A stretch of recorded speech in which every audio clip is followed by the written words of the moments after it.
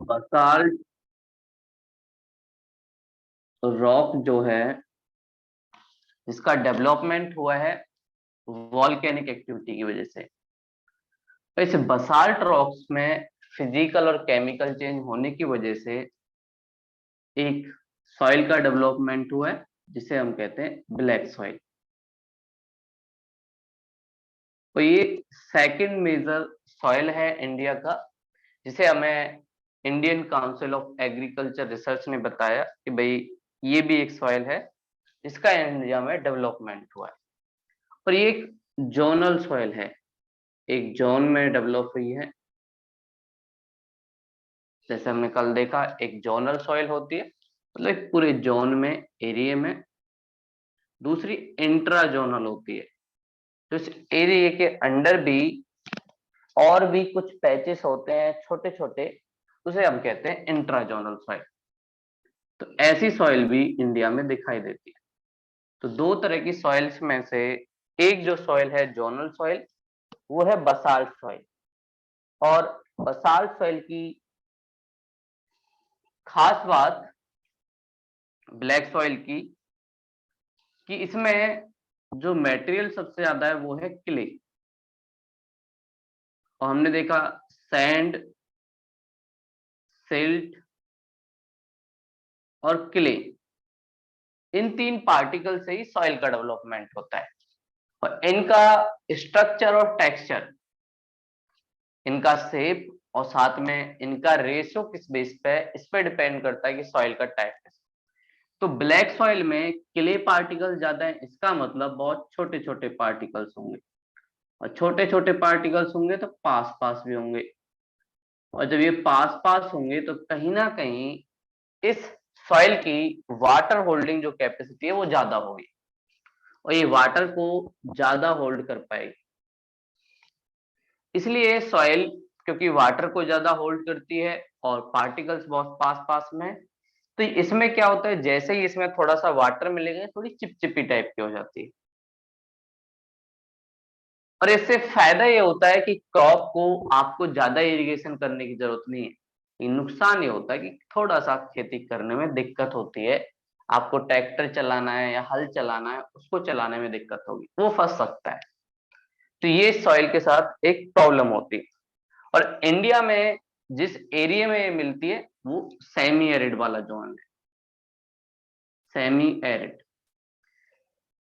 ज्यादातर जो एरिया जो इसका है वो महाराष्ट्र, डेक्कन प्लेटू जो इंडिया का है, जहां पे शिवाजी रूल करते थे, उस वाले प्लेटू वाले जोन में ज्यादातर है आपको ब्लैक सॉइल दिखेगी। और मैक्सिमम इसका डेवलपमेंट हुआ है महाराष्ट्र वाले एरिया में। और महाराष्ट्र वाले एरिया में ब्लैक सॉइल के डेवलपमेंट की वजह से इस एरिया में कॉटन का प्रोडक्शन भी काफी ज्यादा हुआ है। और कॉटन का प्रोडक्शन होने की वजह से ही महाराष्ट्र में फैशन इंडस्ट्री, क्योंकि कॉटन से क्लॉथ काफी ज्यादा बनते हैं, और महाराष्ट्र में हमें फैशन इंडस्ट्री मुंबई के आसपास वाले एरिया में डेवलप दिखाई देती है। महाराष्ट्र के साथ साथ उसके छोटा सा पड़ोसी देश गुजरात, वहां पर भी इसका डेवलपमेंट हुआ है। अगर हम इंडिया के मैप में देखें तो ये वाले महाराष्ट्र वाले जोन में, साथ में गुजरात,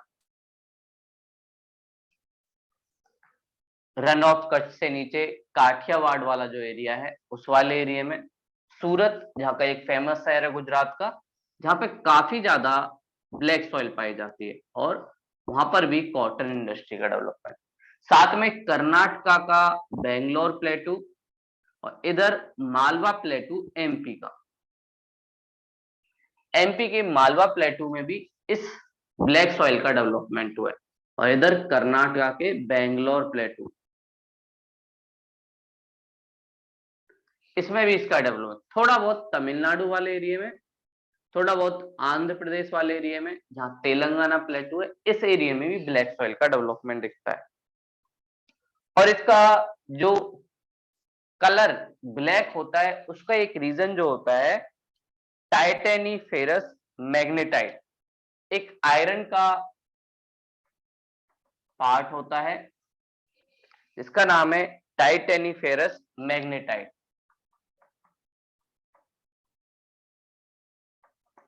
इसकी वजह से इसका जो कलर है वो ब्लैक होता है। और ये मैग्नेटाइट एक क्ले वाली जो सॉइल होती है उसमें हमें ज्यादातर दिखाई देता है। जो हमारी अर्थ के अंदर बहुत सारी चीजें, जैसे क्रस्ट में सियाल है, सिलिकॉन, एल्युमिनियम, फिर नीचे सीमा है, सिलिकॉन, मैग्नीशियम, और फिर निकेल, फेरेनाइट। तो ऐसा ही टाइटेनीफेरस मैग्नेटाइट जो आयरन का एक पार्ट है, उसकी वजह से इसका जो कलर है वो ब्लैक है। इसको कलर इसी ने दिया है।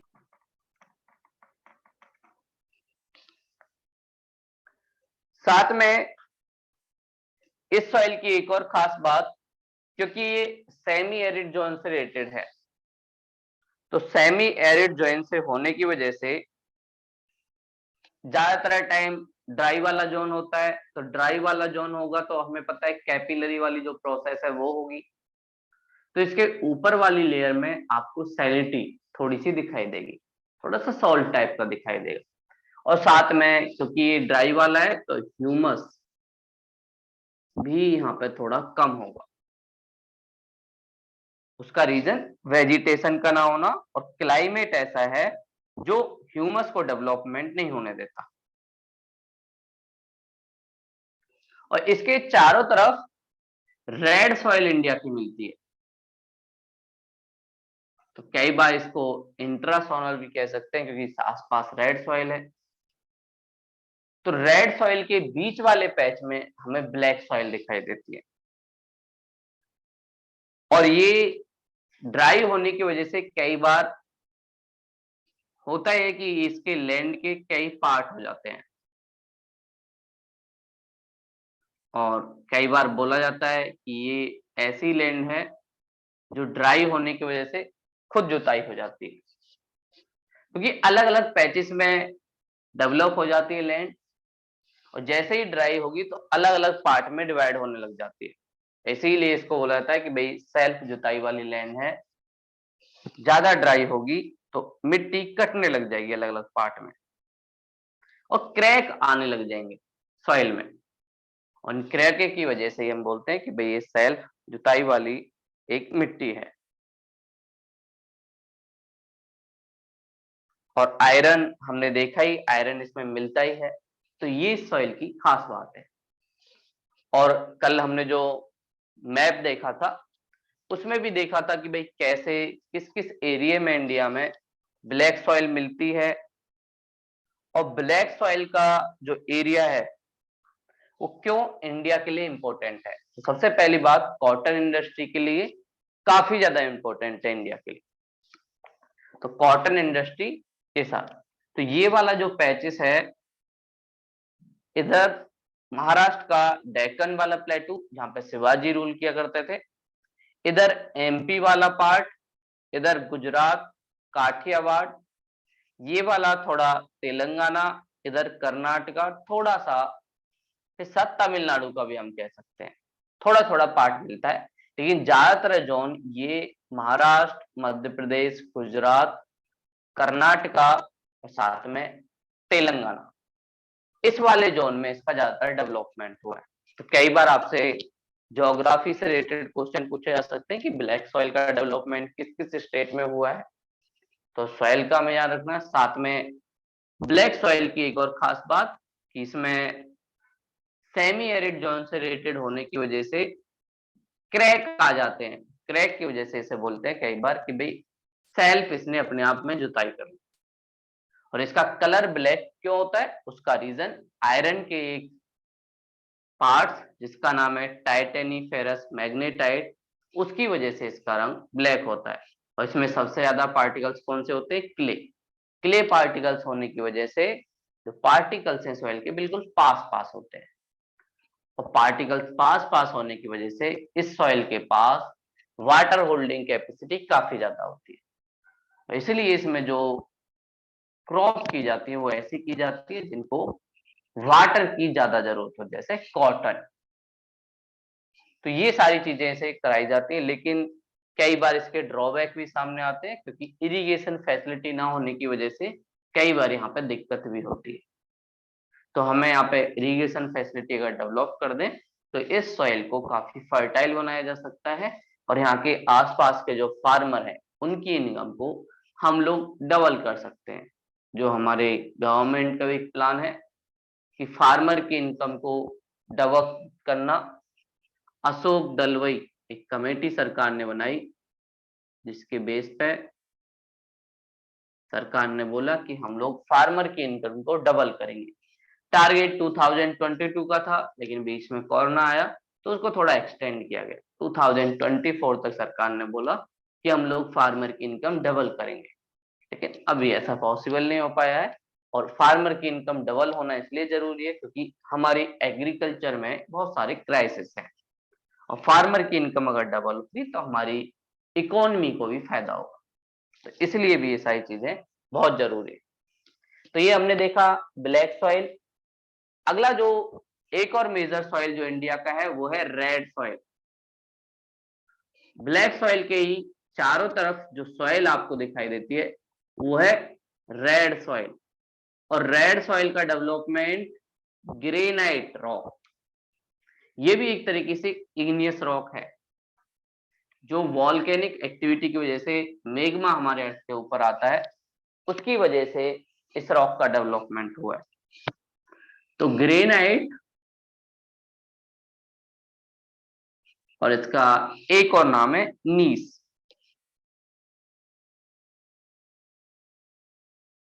ग्रेनाइट और नीस वाली रॉक में जो सॉइल डेवलप हुई है, इसके फिजिकल और केमिकल चेंज की वजह से, फिजिकल मतलब टूटना फूटना,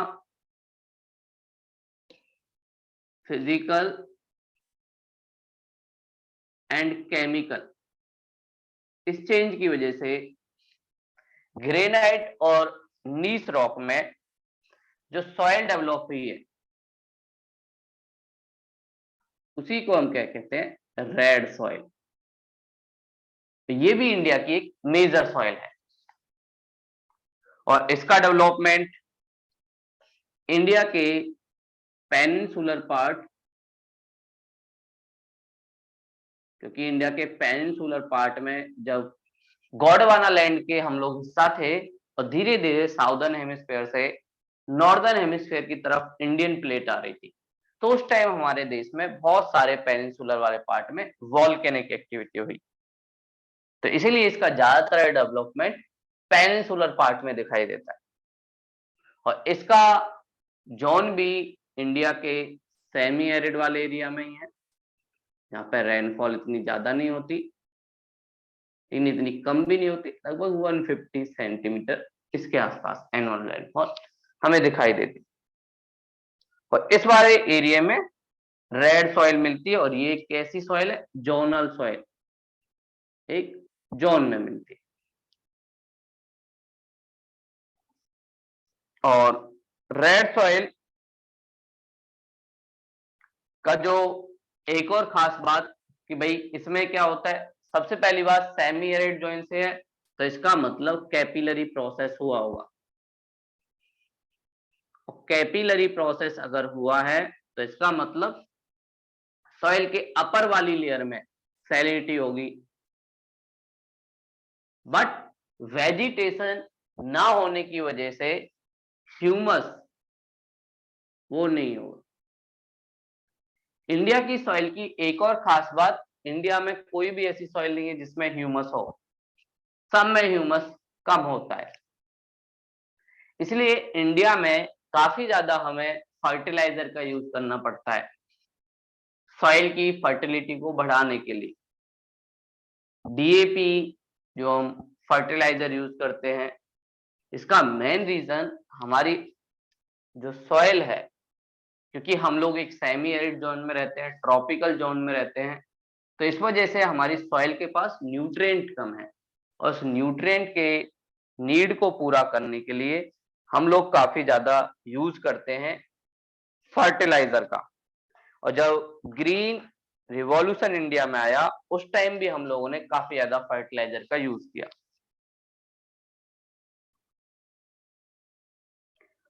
और अगली बात आती है कि भाई इसका जो कलर है वो रेड क्यों होता है? तो इसके कलर के रेड होने का रीजन आयरन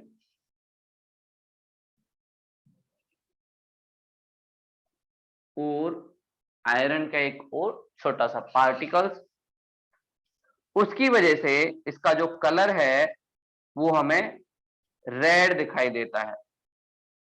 जैसे हमने ब्लैक सॉइल में देखा, वहां पे भी एक आयरन का ओर है, टाइटेनीफेरस मैग्नेटाइट।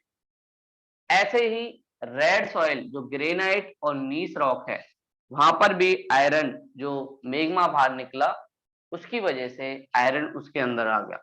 जब फिजिकल केमिकल चेंज हुआ तो ये आयरन सॉइल में आ गया। तो आयरन के ओर की वजह से इसका जो कलर है वो हमें रेड दिखाई देता है। और एक तरीके से ये वाली जो सॉइल है, जहां पर एक तो हमने देखा 150 सेंटीमीटर के आसपास रेनफॉल, जहां पर 200 सेंटीमीटर से ज्यादा रेनफॉल होती है, वहीं पर रेड सॉइल में थोड़ा सा चेंज आता है। उसी सॉइल को हम क्या कहते हैं? लेटेराइट।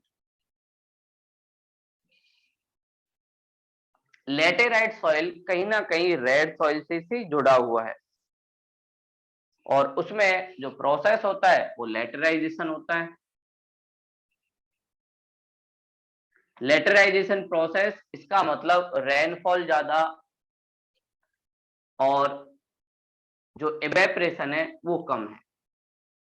बट वहां पर ज्यादा रेनफॉल की वजह से अपर पार्ट जो सॉइल का है उसका एरोजन हो जाता है, और उसका एरोजन होने की वजह से इस वाले पार्ट में सैलिनिटी आपको नहीं मिलेगी। सिलिका, एल्युमिनियम, ये सारे पार्ट नीचे की तरफ धुल के चले जाएंगे, और इसकी वजह से लेटेराइट सॉइल में हमें सैलिनिटी नहीं मिलती। और लेटेराइट सॉइल में वेजिटेशन भी होता है, लेकिन ह्यूमस जो होता है वो भी नीचे घुल के चला जाता है, इसलिए इसमें ह्यूमस भी नहीं मिलता। और लेटेराइट सॉइल इंडिया के वेस्टर्न घाट, साथ में मेघालय प्लेटू में खासी हिल, और थोड़ा बहुत पार्ट ईस्टर्न घाट का, इस वाले एरिया में इंडिया में लेटेराइट सॉइल मिलती है। बात करें रेड सॉइल की, उसका जोन क्या है? तो रेड सॉइल इंडिया के छोटा नागपुर प्लेटू,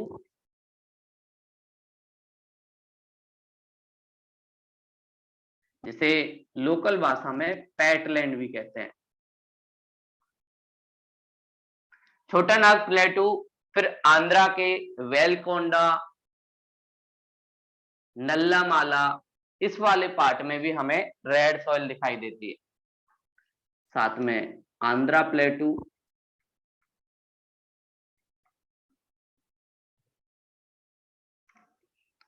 उड़ीसा, छत्तीसगढ़, और साथ में नीचे वाले पार्ट साउथ इंडिया के तमिलनाडु और कर्नाटका। तमिलनाडु, कर्नाटका वाले जोन में भी हमें रेड सॉइल दिखाई देती है। तो रेड सॉइल का जो पैच है वो कहीं ना कहीं ब्लैक सॉइल से एरिया में पूरा एक तरीके से दिखता है। तो अगर हम बात करें रेड सॉइल, तो ये छोटा नागपुर प्लेटू, इधर वाला पूरा जोन साउथ इंडिया का ये पूरा जोन, फिर इधर की साइड ऐसे डेवलपमेंट होता है इसका,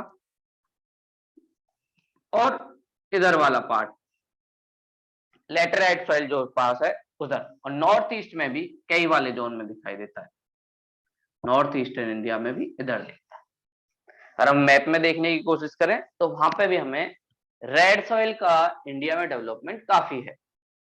ये वाला जो पार्ट है ये साउथ इंडिया का, तमिलनाडु, इधर वाला पार्ट केरला, ये आंध्र प्रदेश, ये कर्नाटका, थोड़ा सा महाराष्ट्र वाला जोन बिल्कुल वेस्टर्न घाट की तरफ, फिर उसके बाद तेलंगाना आंध्र प्रदेश के बॉर्डर पे, फिर उड़ीसा का मैक्सिमम पार्ट, छत्तीसगढ़, थोड़ा सा एमपी, झारखंड, यूपी का भी पार्ट, और साथ में वेस्ट बंगाल, और नॉर्थ ईस्ट में ये सारे स्टेट, इनके पैचेस में भी रेड सॉइल दिखाई देती है। तो रेड सॉइल भी इंडिया की एक लार्जर सॉइल में से एक है, और जिसका डेवलपमेंट भी ग्रेनाइट या नीस, कई बार ये पूछा जाता है कि भाई किस रॉक की वजह से रेड सॉइल का डेवलपमेंट हुआ है, और कई बार इस रेड सॉइल में जब वाटर ज्यादा हो जाता है, रेड सॉइल है और रेड सॉइल में अगर वाटर ज्यादा हो गया, तो ये जब वाटर होल्ड करती है तो इसी का कलर थोड़ा येलो हो जाता है। तो इसी को हम क्या कहते हैं, येलो सॉइल। रेड सॉइल जिसमें ज्यादा ह्यूमिडिटी हो, ज्यादा वाटर एब्जॉर्ब करती हो, उसका कलर थोड़ा रेड से येलो टाइप का हो जाता है, तो उसी को येलो सॉइल हम कहते हैं। तो येलो सॉइल कहीं ना कहीं रेड सॉइल से ही जुड़ा हुआ पार्ट है। तो ये हमने जाना इंडिया के ज्यादातर सॉइल के बारे में, जो रेड सॉइल थी या लेटेराइट सॉइल थी। लेटेराइट सॉइल की बात करें तो ये वाला पार्ट वेस्टर्न घाट, साथ में इधर गारो खासी जैंतिया, साथ में ईस्टर्न का थोड़ा सा पार्ट, जहां पे रेनफॉल इंडिया में काफी ज्यादा होती है, उस वाले एरिया में ही लेटेराइट सॉइल मिलती है। ये इंडिया की सॉइल की सबसे बड़ी वीकनेस यही है कि हमारे पास ह्यूमस कम है, और साथ में थोड़ा सा ऊपर सैलिडिटी ज्यादातर सॉइल में ज्यादा होती है क्योंकि सेमी एरिड जोन है, तो कैपिलरी प्रोसेस काफी ज्यादा होता रहता है। तो ये इंडिया की मेजर सॉइल थी, जिसमें हमने एलुवियल सॉइल देखा, साथ में लैटेराइट सॉइल देखा, ब्लैक सॉइल देखा, रेड सॉइल देखा, और रेड सॉइल के पास वाले एरिया में जहां पे ह्यूमिडिटी ज्यादा, वहां पे येलो सॉइल देखा। ग्रेनाइट और नीस में रेड सॉइल दिखाई देता है, बसाल्ट रॉक में हम लोगों को ब्लैक सॉइल दिखाई देता है, जहां पर हमारी रिवर ज्यादा है वहां पर एलुवियल सॉइल दिखाई देता है, और एलुवियल सॉइल में अलग अलग पार्टिकल्स के बेस पे उसे भावर, भांगर या खादर, इस बेस पे हम लोग डिवाइड करते हैं। तो ये इंडिया की मेजर सॉइल थी। अब इंडिया की कुछ माइनर सॉइल है जिनका डेवलपमेंट हाइड्रो एक्टिविटी की वजह से हुआ है। हाइड्रो मतलब वाटर की वजह से, हाइड्रोमॉर्फिक सॉइल, और इन सॉइल का डेवलपमेंट धीरे धीरे हुआ है। हमारे देश में जब हम लोग ग्रीन रिवॉल्यूशन लेके आए, तो हम लोगों ने बहुत सारे कैनाल डेवलप किए, और उन कैनाल डेवलपमेंट का कुछ नुकसान भी हुआ,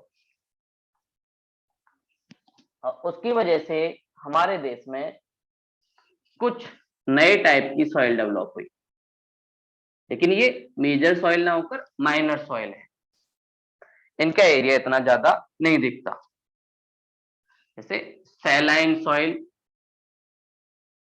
नाम से ही पता चल रहा है, जिस सॉइल में थोड़ा सा सॉल्ट ज्यादा हो। अल्कलाइन सॉइल, जिसमें थोड़ा सा एसिड ज्यादा हो। ये दो सॉइल हमारे यहाँ मिलती हैं। साथ में ऐसे एरिया जहां पर वाटर लॉगिंग काफी ज्यादा होती है, वाटर लॉगिंग, ये कहां पे ज्यादा दिखाई देगी, जहां पे कैनाल डेवलप होगा, कोई पॉन्ड्स होगा, उसके आसपास एरिया में वाटर काफी ज्यादा डिपॉजिट हो जाता है। उस वाटर डिपॉजिट वाले एरिया में ही आपको ये दो सॉइल दिखाई देंगी। साथ में एक और सॉइल जो ह्यूमिड क्लाइमेट की पहचान होती है, जहां पर काफी ज्यादा रेनफॉल होती है, वहां पर डेवलपमेंट होता है, और ये सॉइल कहलाती है पीट सॉइल।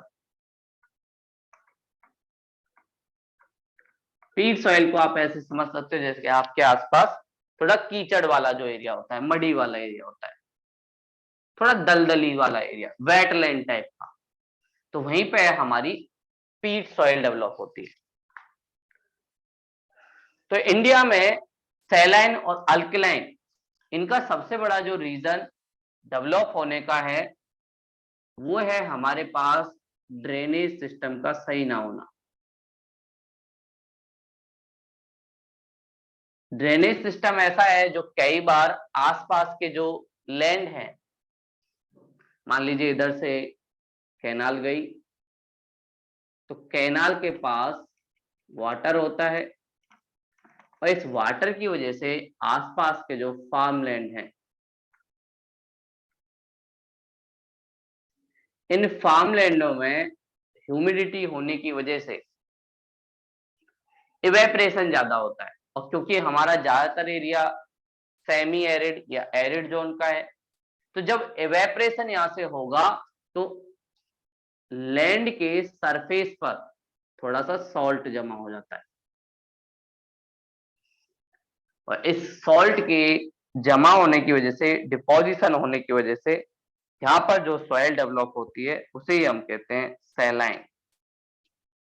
साथ में जब ये प्रोसेस चल रहा होता है इवेपरेशन का, और साथ में कैपिलरी प्रोसेस भी होता है हमारी अर्थ पे, तो बहुत सारे सॉल्ट के साथ साथ एसिड वाले पार्टिकल्स भी हमारी अर्थ के सरफेस पे आ जाते हैं।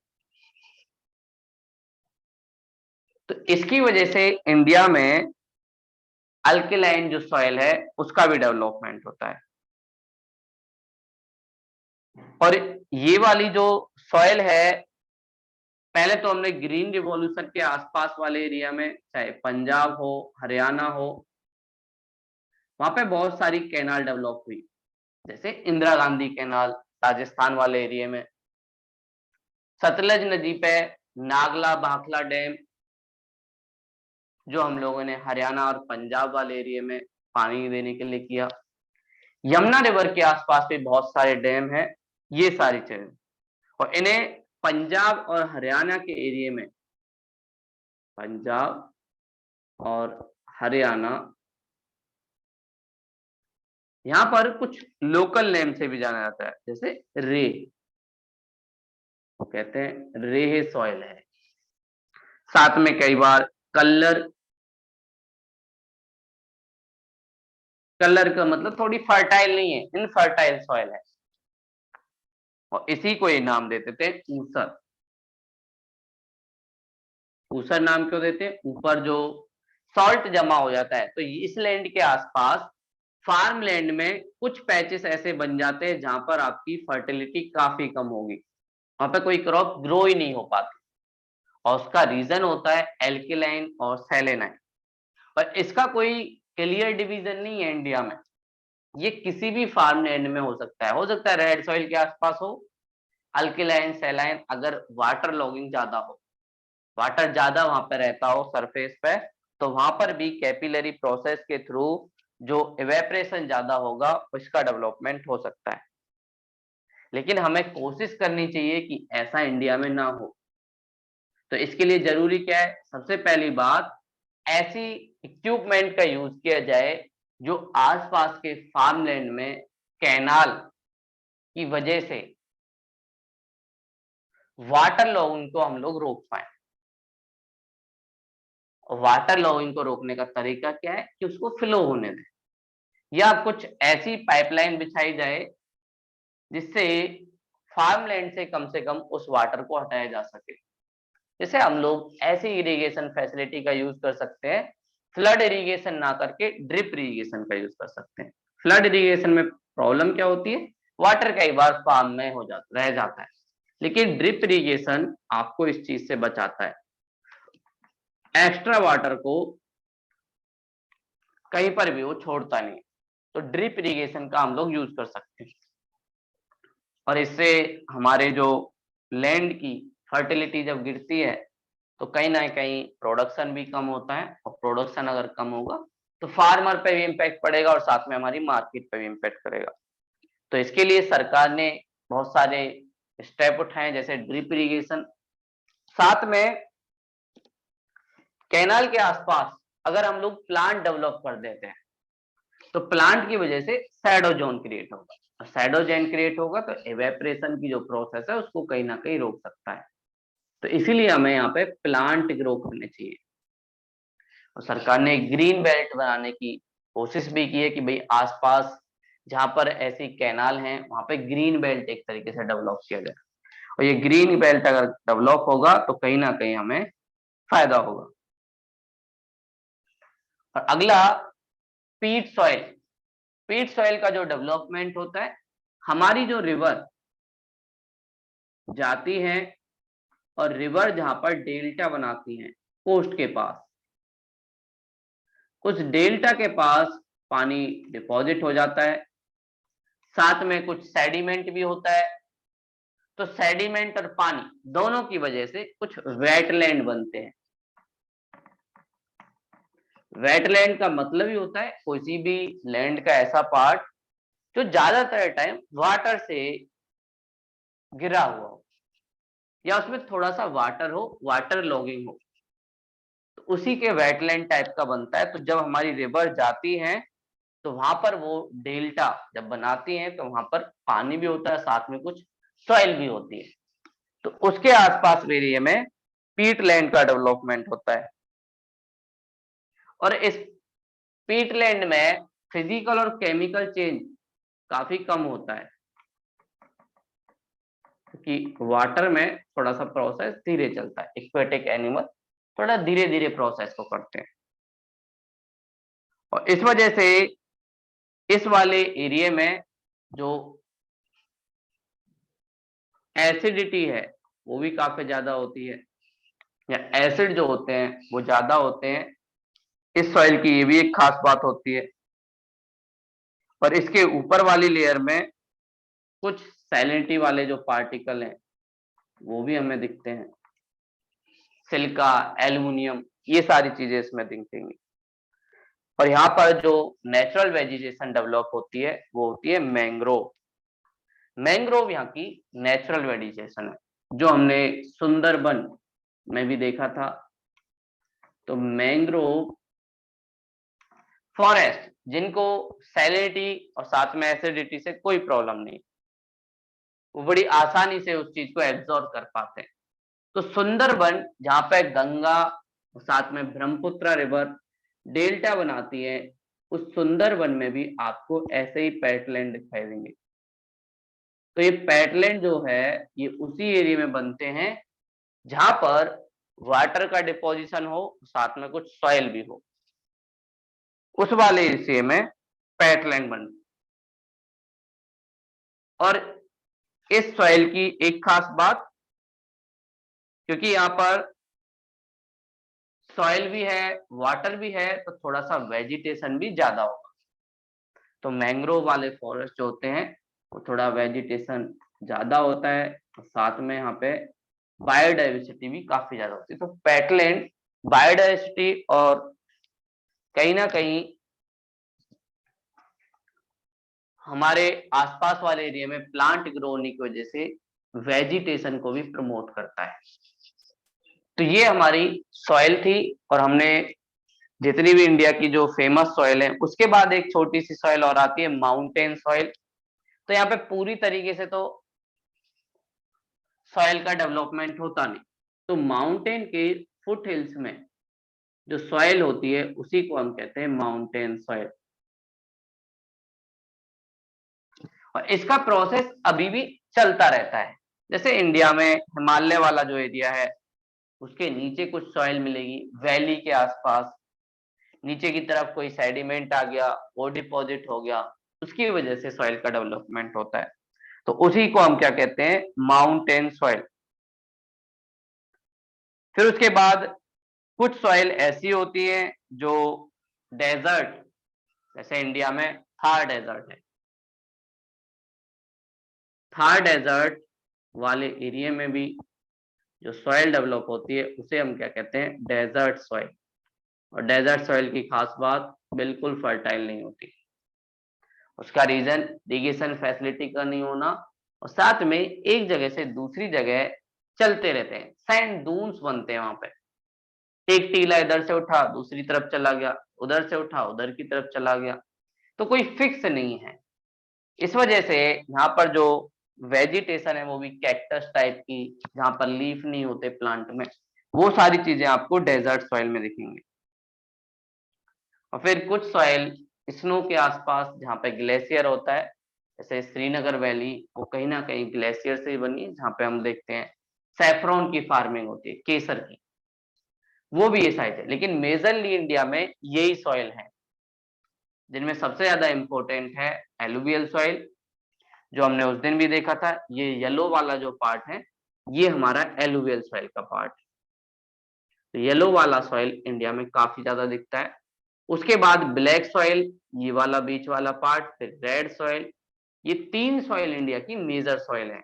और फिर उसके बाद छोटी छोटी सॉइल हमें दिखाई देती है, लेटेराइट है, फिर ये अल्कलाइन है, सैलाइन है, माउंटेन सॉइल है, माउंटेन के फुटहिल्स में, ऐसे इंडिया में सॉइल दिखाई देती है। तो ये आपका सॉइल वाला जो टॉपिक है वो हमने देख लिया, और इंडिया में कैसे कैसे सॉइल दिखती है वो भी हमने जाना। अब हम थोड़ा सा मैप देख लेते हैं। इंडिया का मैप हम ज्यादातर सारा देख ही चुके हैं, इंडिया की रिवर भी देख चुके हैं। अब हम थोड़े से कुछ अदर कॉन्टिनेंट की तरफ चलेंगे, जिनमें से एक कॉन्टिनेंट, शायद अफ्रीका वाला जो कॉन्टिनेंट है, वो आप लोगों ने अभी तक नहीं किया है। तो अफ्रीका कॉन्टिनेंट के बारे में हम जानेंगे, काफी ज्यादा न्यूज में रहता है। आज थोड़ा सा अफ्रीकन कॉन्टिनेंट का पॉलिटिकल वाला जो पार्ट है वो देखेंगे, और साथ में उसके आसपास फिजिकल वाला जो पार्ट है वो भी थोड़ा जानने की कोशिश करेंगे। तो अफ्रीका जो एक ऐसा कॉन्टिनेंट है जिससे होते हुए सारी जो लैंड्स हैं वो एक तरीके से जाती है। आपको अफ्रीका से तीनों लाइन दिखाई देंगी। एक तो इससे इक्वेटर जाता है 0 डिग्री, दूसरा इससे ट्रॉपिक ऑफ कैंसर नॉर्थ में,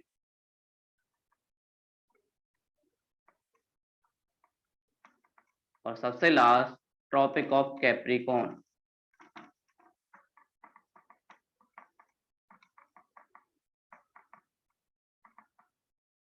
एक ओनली कॉन्टिनेंट जिससे तीनों जो लाइन है वो जाती है। तो इसी वजह से अफ्रीका कॉन्टिनेंट का ज्यादातर पार्ट ट्रॉपिकल जोन में पड़ता है। तो ज्यादातर टाइम इस एरिया में गर्मियां रहती हैं, ट्रॉपिकल जोन। और ये वर्ल्ड के सबसे कम डेवलप कॉन्टिनेंट में से एक है। उसका रीजन, इनके पास रिसोर्स काफी हैं, बट प्रॉब्लम ये है कॉन्फ्लिक्ट काफी ज्यादा होता है, पॉलिटिकल सिस्टम में पीस नहीं। और पॉलिटिकल सिस्टम में पीस ना होने का एक सबसे बड़ा रीजन, यहाँ पर ट्राइबल लोग भी काफी ज्यादा रहते हैं, जो अपनी अपनी आइडेंटिटी को लेकर काफी ज्यादा लड़ते रहते हैं। बहुत सारे ट्राइब आपको अफ्रीका में दिखेंगे, और इसका काफी ज्यादा मिसयूज किया इनके रिसोर्सेज का। वैसे यहाँ पे रिसोर्स काफी ज्यादा है, जैसे आपको अफ्रीका में गोल्ड मिल जाएगा, साथ में अफ्रीका में सिल्वर भी आपको मिलेगा, डायमंड भी आपको मिलेगा। यहाँ पर और भी बहुत सारे ऐसे रिसोर्स हैं जो हमारी जरूरतों को काफी ज्यादा पूरा कर सकते हैं। तो यूरोपियन लोगों ने अपनी रिसोर्स की चाहत को पूरा करने के लिए, जैसे इंडिया को गुलाम बनाया था, ऐसे अफ्रीका भी को भी गुलाम बनाया था, और अलग अलग तरीके से इसको बांट दिया। बोला जाता है कि अफ्रीका एक वाटरमेलन था, और जिसके थोड़े थोड़े थोड़े थोड़े स्लाइस काट के हर यूरोपियन कंट्री ने अपने पार्ट में बांटा।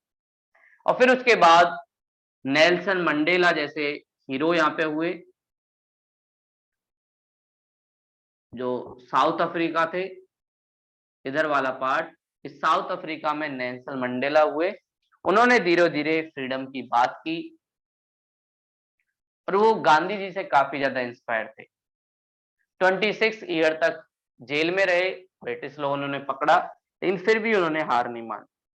और फिर बाद में साउथ अफ्रीका इंडिपेंडेंस हुआ। फिर धीरे धीरे धीरे धीरे अफ्रीका की और जो कंट्रियां थी उनको भी आजादी मिली। तो ऐसे अफ्रीका कॉन्टिनेंट का स्टार्ट हुआ। तो 1960 के बाद से लगभग सभी अफ्रीकन जो कंट्रियां हैं वो फ्री हो गई, लेकिन यहाँ पे कॉन्फ्लिक्ट काफी ज्यादा हुआ, सिविल वार की सिचुएशन। सिविल वार मतलब जब किसी देश के सिटीजन अपने लोकल किसी इशू को लेकर, चाहे रीजन के बेस पे हो या रेस के बेस पे हो, आपस में ही लड़ने लग जाए, तो उसी को हम कहते हैं सिविल वार। तो काफी ज्यादा सिविल वार आपको अफ्रीका में दिखाई देगी। और कुछ फेमस जो देश हैं, जैसे ये वाला पार्ट इजिप्ट। इजिप्ट काफी ज्यादा डेवलप है। इजिप्ट के पिरामिड सिविलाइजेशन का एक इंपॉर्टेंट पार्ट है, वो सारा आपको इजिप्ट में दिखाई देगा। और इजिप्ट से ही है कि वर्ल्ड की एक फेमस कैनाल, जिसे हम कहते हैं स्विच कैनाल, वो होके जाती है। और स्विच कैनाल एक तरफ इसके मेडिटेरियन सी है, और मेडिटेरियन सी से आप डायरेक्टली यूरोप पहुंच सकते हो। दूसरी तरफ इधर वाली साइड रेड सी आपको दिखाई देगा, और रेड सी के थ्रू आप लोग डायरेक्टली एशिया में पहुंच सकते हो। रेड सी से जैसे ही निकलोगे गल्फ ऑफ एडन आएगी, और गल्फ ऑफ एडन के बाद इंडियन ओशियन की तरफ आप। तो ये वाला जो पार्ट है ईस्ट वाला अफ्रीका का, ये इंडियन ओशियन में लगता है। तो इंडिया के लिए काफी ज्यादा इंपॉर्टेंट हो जाता है अफ्रीका। ऊपर की तरफ मेडिटेरियन सी, इधर ये, और इधर वाली साइड वेस्ट वाली साइड अटलांटिक ओशियन, जो नॉर्थ अमेरिका साउथ अमेरिका से अफ्रीका को जोड़ता है। तो ऐसे अफ्रीका का एक ज्योग्राफी हमें दिखाई देता है। और नीचे की तरफ बात करें तो यहाँ पर जो ओशियन है उसे कहते हैं साउथ ओशियन, जो अंटार्कटिका के आसपास वाले जोन में पड़ता है। तो ऐसे अफ्रीका का डेवलपमेंट। तो एक फेमस देश जो हमने जाना इजिप्ट, जिसकी कैपिटल कैरो, और इजिप्ट से ही होते हुए एक रिवर जाती है जो अफ्रीका की इंपॉर्टेंट रिवर है, नाइल रिवर। और नाइल रिवर वर्ल्ड की सबसे लॉन्गेस्ट रिवर है। ये नाइल रिवर जो है दो रिवर से मिलके बनती है, एक व्हाइट नील, दूसरी ब्लू नील। ये दोनों रिवर मिल जाती हैं खार्तूम के पास, इथोपिया, व्हाइट नील और ब्लू नील, और मिलने के बाद ये नाइल रिवर कहलाती है। और ये अफ्रीका के लिए काफी ज्यादा इंपॉर्टेंट है। अफ्रीका का जितना एग्रीकल्चर होता है, चाहे राइस का हो या शुगर केन का हो, वो कहीं ना कहीं नाइल रिवर पर डिपेंड है। नाइल रिवर इनके लिए एक लाइफ लाइन है, सारे देशों को एक लाइफ लाइन प्रोवाइड करती है। और इधर के पास वाला जोन, ये वाला पूरा जोन जो ऐसे फैला हुआ है, ये सहारा डेजर्ट के नाम से जाना जाता है। सहारा डेजर्ट जो वर्ल्ड का सबसे ज्यादा बड़ा डेजर्ट है, वो भी हमें अफ्रीका में दिखता है। और इधर वाले पास जहाँ पे मोरक्को, इधर वाला एक देश दिखेगा, इसका नाम है मोरक्को। यहाँ से मोरक्को से एक हिस्ट्री में इब्न बतूता इंडिया में दिल्ली सल्तनत में आते हैं, वो मोरक्को कंट्री से होते हैं। तो मोरक्को काफी ज्यादा फेमस है। और मोरक्को के पास ही एक माउंटेन मिलता है जिसका नाम है एटलस। एटलस माउंटेन अफ्रीका का एक इंपॉर्टेंट माउंटेन है। और ये मोरक्को, और मोरक्को के पास में एक और देश अल्जीरिया। अल्जीरिया जहां पे काफी ज्यादा क्राइसिस आए इधर वाले पार्ट में, और क्राइसिस आने का कारण इसकी इकोनॉमी का पूरी तरीके से ऑयल एक्सपोर्ट पर डिपेंड होना। और जब कोरोना टाइम आया तो ऑयल इंडस्ट्री बिल्कुल डाउन चली गई, और ऑयल इंडस्ट्री डाउन हुई तो साथ में अल्जीरिया को भी प्रॉब्लम हुई। तो मोरक्को, अल्जीरिया, इस वाले पार्ट में जो माउंटेन मिलता है उसे हम कहते हैं एटलस। तो एटलस माउंटेन अफ्रीका में मिलता है। और अफ्रीका के वेस्टर्न कोस्ट वाली साइड जहाँ पे मेडिटेरियन सी है, उसी साइड हमें एटलस माउंटेन दिखाई देता है। और उसके नीचे की तरफ थोड़ा सा हम जाते हैं और इधर वाली तरफ, टूनिसिया एक कंट्री है। टूनिसिया एक वो कंट्री है जिससे होकर अरब स्प्रिंग 1970 के आसपास, 70 के डेकेड में एक रिवॉल्यूशन चला वर्ल्ड में, और उस रिवॉल्यूशन की स्टार्ट हुई टूनिसिया से। और टूनिसिया में पहले किंग रूल किया करते थे, लेकिन वहां के लोगों ने किंग के खिलाफ प्रोटेस्ट किया और बोला हमें डेमोक्रेसी चाहिए। और इस डेमोक्रेसी के मुद्दे को उठा के टूनिसिया वाले लोगों ने काफी ज्यादा प्रोटेस्ट किया। और बाद में किंग को हटाया और किंग गद्दी से हटा, और फिर उसके बाद वहां पर डेमोक्रेसी स्टैब्लिश हुई। धीरे धीरे टूनिसिया की जो चीजें थी वो अदर कंट्रियों में भी फैली, अल्जीरिया, इजिप्ट, और ये सारी चीजें पहुंची अरब कंट्रियों तक। उसके बाद ही इसको बोला गया अरब स्प्रिंग। अरेबियन कंट्रियों में भी सऊदी अरब, साथ में यूएई, ये ऐसी कंट्रियां थी जहां पर डेमोक्रेसी नहीं थी, क्राउन प्रिंस जो थे वो रूल करते थे, किंग रूल करता था। तो वहां पर भी लोगों ने थोड़ा सा फ्लैग उठा दिया, और इस बात से सऊदी अरब को काफी ज्यादा डर था क्योंकि वहां पे किंग रूल किया करते थे। तो इसलिए उन्होंने काफी ज्यादा पैसा लगाया इस टूनिसिया की स्प्रिंग को या अरब स्प्रिंग को दबाने के लिए, जिससे कि उनकी गद्दी बच जाए। लेकिन फिर भी डेमोक्रेटिक रिफॉर्म लाने पड़े और उसकी शुरुआत हुई टूनिसिया से, और ये रिफॉर्म अफ्रीका के भी बहुत सारी कंट्रियों में फैले। और जिस राजा या रूलर ने रिफॉर्म नहीं लाए उसको पब्लिक ने या तो मार दिया या उसको बोला गया कि भैया आप लोग प्यार से मान जाओ, वरना आप लोगों को बहुत ज्यादा दिक्कत होने वाली। और टूनिसिया के साइड में ही एक और कंट्री जिसका नाम है लीबिया, जो बॉर्डर लगाती है इजिप्ट से। लीबिया भी एक इम्पोर्टेंट कंट्री है, ये भी ऑयल की सप्लाई काफी ज्यादा करती है, और इंडिया अफ्रीका में जो ऑयल या गैस जिससे लेता है उसमें लीबिया है। ये वाला अफ्रीका का मैप है। ऐसे अब आप आओगे तो ये वाला पार्ट मोरक्को, इधर वाला पार्ट अल्जीरिया, इधर वाला पार्ट टूनिसिया, ये लीबिया, और ये इजिप्ट, ये कैरो। ये वाला पार्ट रेड सी जो स्विच कैनाल से इंडियन ओशियन की तरफ जाता है, इधर वाला मेडिटेरियन सी जो यूरोप को जोड़ता है, और ये वाला अटलांटिक सी। इधर फिजिकल मैप में हमें जो दिखाई देता है ये वाला पार्ट एटलस माउंटेन, और ये सहारा डेजर्ट जो ट्रॉपिक ऑफ कैंसर के आसपास वर्ल्ड का सबसे बड़ा डेजर्ट है, वो भी हमें कहाँ दिखता है, अफ्रीका में। और ये वाली नाइल रिवर जो व्हाइट नाइल और ब्लू नाइल से बनती है, तो ये नाइल रिवर भी इसी का पार्ट है, और फिर जाके मेडिटेरियन सी में गिर जाती है। तो ये अफ्रीका का हमने अभी नॉर्दर्न वाला पार्ट देखा और कुछ पार्ट देखे। अगले पार्ट हम कल की क्लास में देखेंगे। तो आज की क्लास में इतना ही था। कोई डाउट हो तो आप पूछ सकते हो। सृष्टि जी कुछ पूछना है? No sir. चलिए तो मिलते हैं कल की क्लास में। Thank you.